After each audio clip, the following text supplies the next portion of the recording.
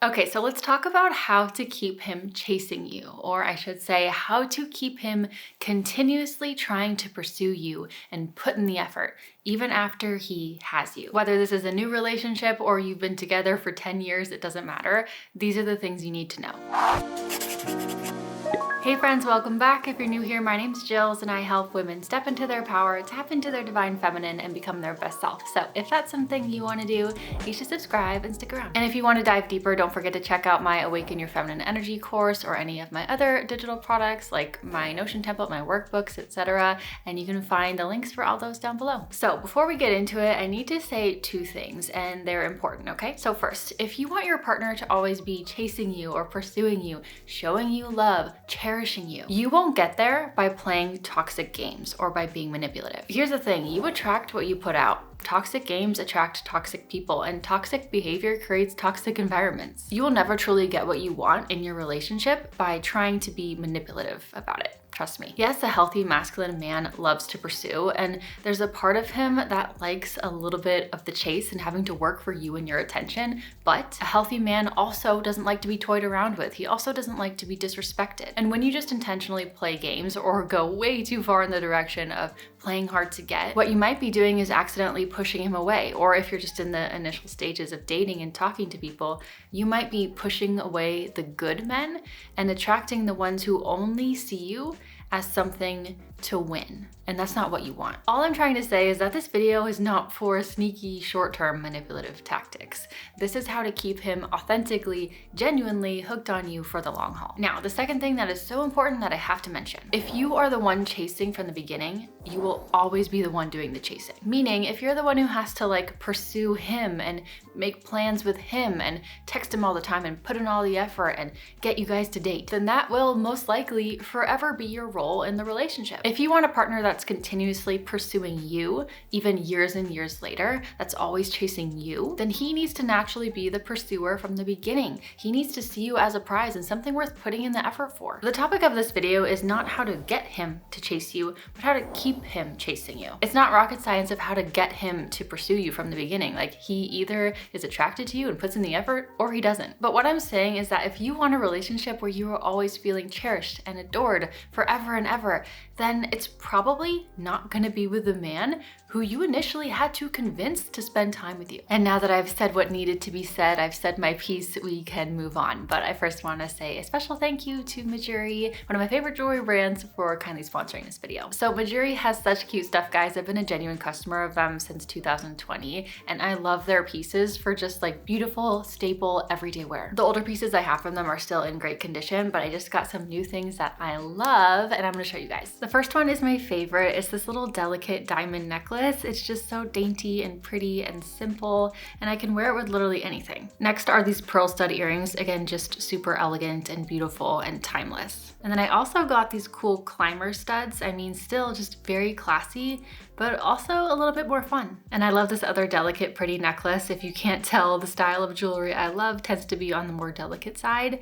and I'm more of a silver girly, but don't worry, they have so many cute gold pieces too. And lastly, these hoops, I love them because they're silver in the front, but gold on the back. And again, you can literally wear these with anything. They're a classic everyday piece, but they're also a little unique and interesting. You can actually scan this QR code right here to check out some of their pieces, or just click the link in the description below. So go give them a browse. I'm really grateful to work with Mejuri, and I hope that you love their pieces just like I do. Okay, so let's get into it. The first big tip to keep him pursuing you is that you still have to have your own life. A lot of times what happens in a relationship is you just find yourself always being around each other, right? And if you want to go do something, you ask if he wants to come too. And hey, quality time is important. Quality time is my love language, so I get it. But you still need to have your own life and your own thing going on. And you need to still feel comfortable and happy and excited to do things without him. And that's the thing, when you're still doing your own thing, spending time with your friends, taking yourself to that cute little coffee shop or bookstore, being involved in your hobbies, going to that workout class, you are not always available. You're not always waiting on his energy and his attention to be fulfilled.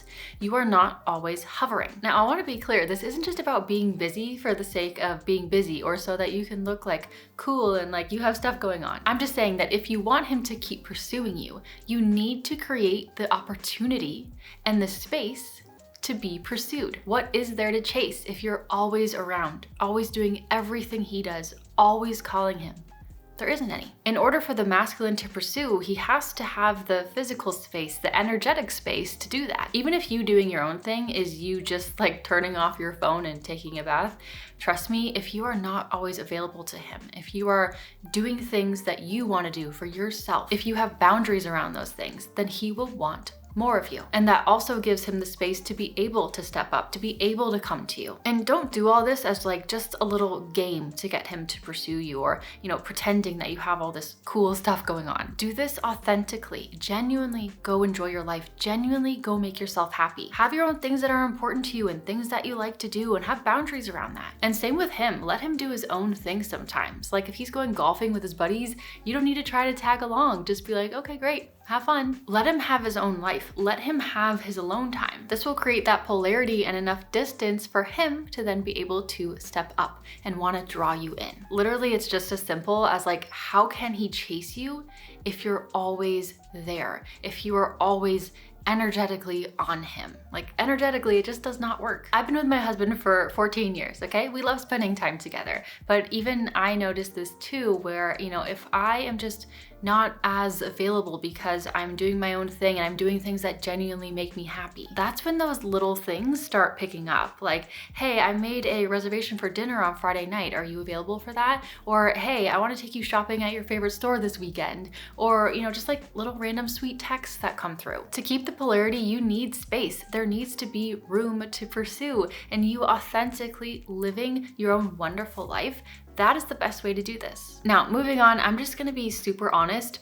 If you want him to keep pursuing you, then you need to keep putting in the effort on yourself. I know it's common where when we get into a relationship, sometimes we can get a little bit lazy or a little bit complacent and maybe we aren't really looking our best anymore. We don't put in as much effort or take care of ourselves as much. But that is not how you sustain that polarity and that pursuing energy. Many years ago, I was in my self-proclaimed potato era, and I wasn't really taking care of myself. I wasn't really looking my best or anything like that. And the reason for that is because I was having health issues at the time, and that was why. But regardless, I was in my potato era. And I don't necessarily regret that because I think I needed a little bit of that potato energy, if I'm honest. Like I was super burnt out. But eventually I decided, okay, this needs to end. I don't like this anymore. I'm done with this. And so I started putting more effort into myself. I started putting more effort into my appearance and wearing cute outfits and doing my hair and my makeup and, doing the hobbies that I like to do and reading books. And once I started doing that, immediately the vibe shifted. Immediately more attention. Like, I don't want to sound superficial, but your beauty and your feminine energy is a superpower. And men are visual creatures, and you can either use that to your advantage or complain about it. And I'm not talking about just dressing up and looking nice, although of course that's important. What I'm saying is that you need to keep putting the effort into you, whatever that means to you. Keep evolving, keep learning new things, keep continuing to grow as a person. Maybe that is your beauty, maybe that's your fitness, maybe that's your education or the books that you read.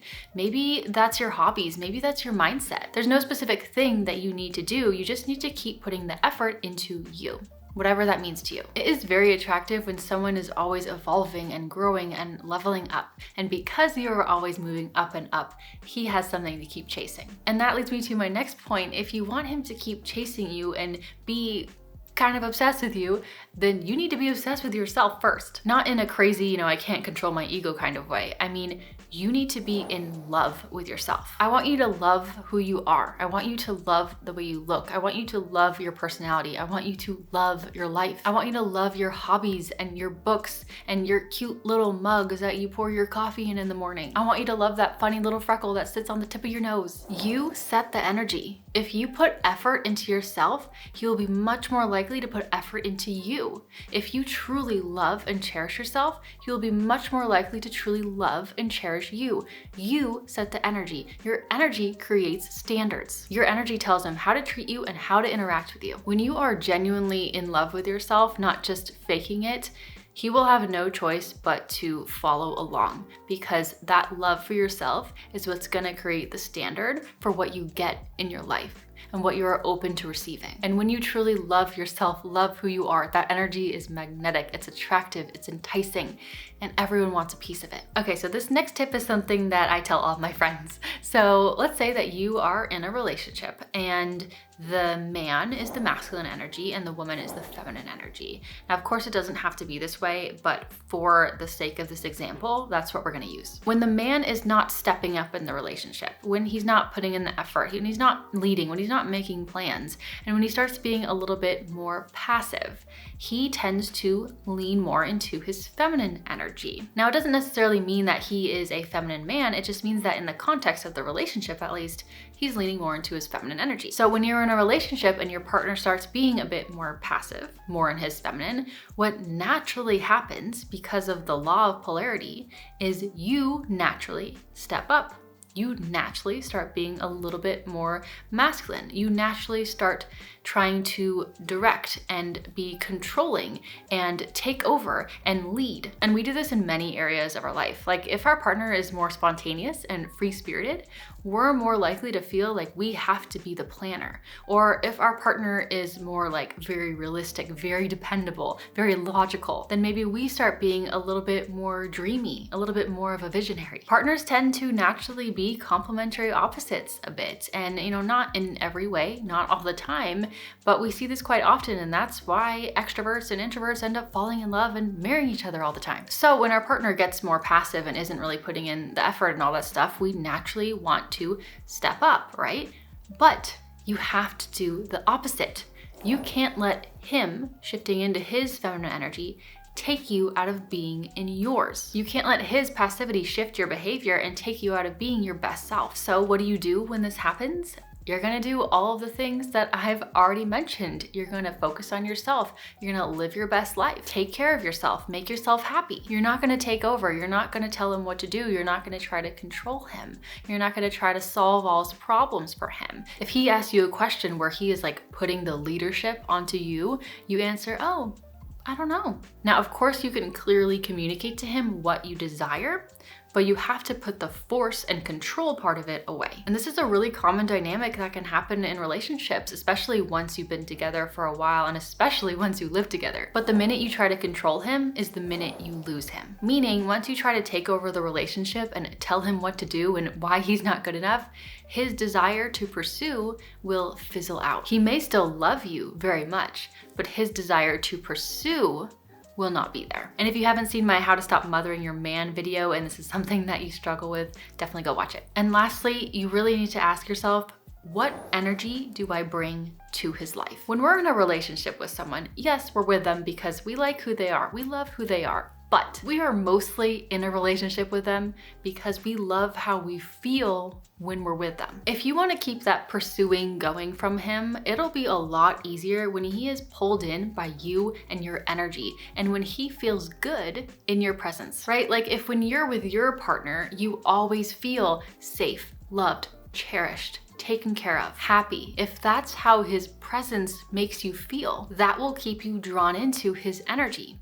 But what energy do you bring to his life? Does your energy and does your presence make him feel powerful and capable? Does your energy make him feel peaceful and calm? Or maybe does your energy add like fun and spontaneity to his life? Does your energy make him feel appreciated? Does your energy make him feel supported? Do you express gratitude to him? And be honest about it. Do you bring a playful, positive energy to his life?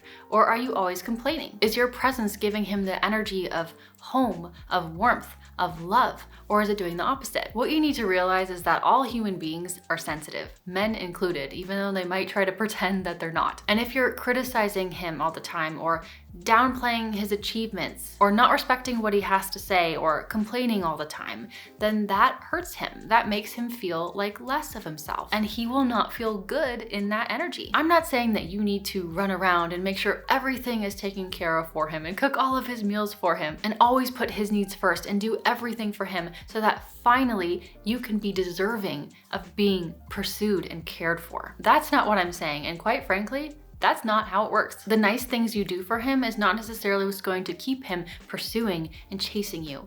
Your energy is what keeps him pursuing and chasing you. Sure, you can do nice things for him, but more importantly, what energy do you bring to his life? When he feels good when he's with you, when he feels powerful and appreciated and respected and loved, when you bring good vibes into his life, he will stay addicted to you. Your energy is what keeps a man around and keeps him chasing you. It's not your looks, although of course that can help. It's not your looks. It's not your job. It's not how much money you make. It's not how good of a steak you're able to make. It's not how good at budgeting you are. It's how does he feel when he's with you. And if he truly feels good being around you, then he will work to keep you around and he will work to keep you happy because your energy is irreplaceable to him. Let me know your thoughts on this topic in the comments below. I'd love to hear them. And if you haven't seen this video, How to Stop Mothering Your Man, I highly recommend you go watch it, because if you want your partner to keep pursuing you, that mothering energy does not help. And this video is very, very helpful for that. So I will see you over there, or I'll just see you next time in my next video. Bye.